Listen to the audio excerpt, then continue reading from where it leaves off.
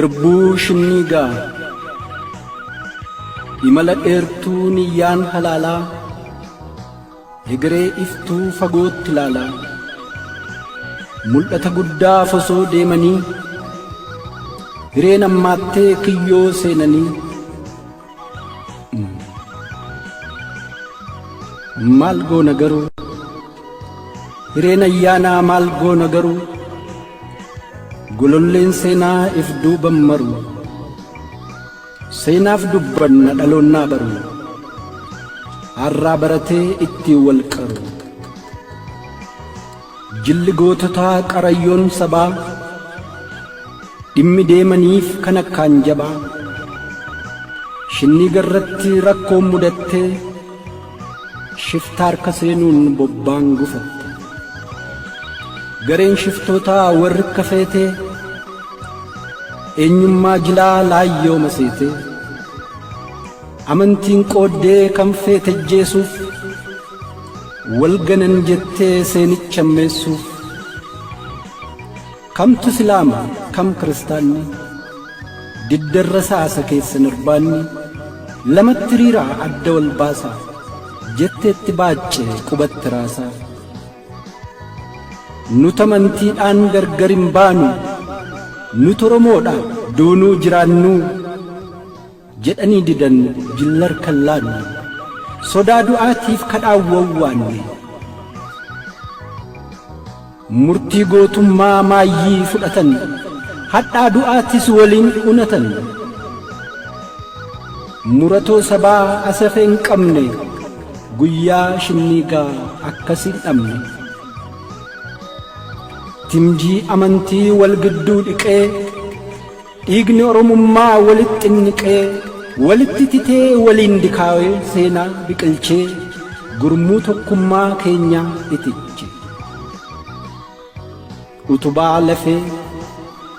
utubaa lafee dhibaayyuu dhiigaa siidaa tokkummaa irbuu shinniigaa dubbii eenyummaa dhaala dhalootaa arjooma lubbuu galfata gootaa abjuu tarsiimoo waadaan dulloomne haalaaf yeroo irratti kan hin hundoofne irbuun shinniigaa jinfuu qarrisaa gurmuu sabummaa tiksuu galmisaa falmaa biyyabbaa cimsuu galmisaa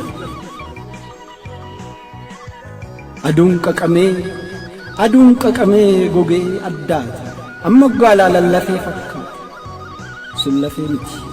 sun lafee miti lafee namummaa sun lafee miti lafee namummaa dhaala dhalootaa siidaa tokkummaa qabeenya qaalii hundarra caala gatiinni baasoomtuun madaala sun lafee miti qabeenya keenya gaaf tokko noo lufuune ol keenya dhaala dhalootaa ta'ee tikfama asxaa gootummaa tahee ibsama dhaloota boodaan laalee onnata kaayyoo masakaa irraa tolfata dhaala dhalootaa tahee tikfama asxaa gootummaa tahee ibsama dhaloota boodaan laalee onnata kaayyoo masakaa irraa tolfata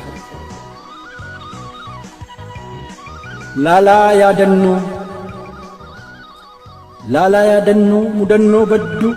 murtii gootummaa murannoo jabdu du'a faarfamtuu ta seenaa qabdu irbuun shinniigaa baraanuun cabdu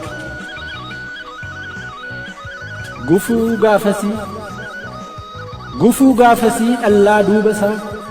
iccitii dubbii callaaf huubasaa amman siccaanu haa taa'u boru guyyaa mijatteef dhaloonnaa qoru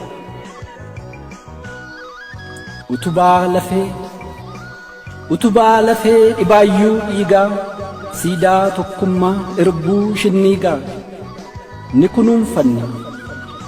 kunuunfanna dhaala dhalootaa galfata nyaannu galfata gootaa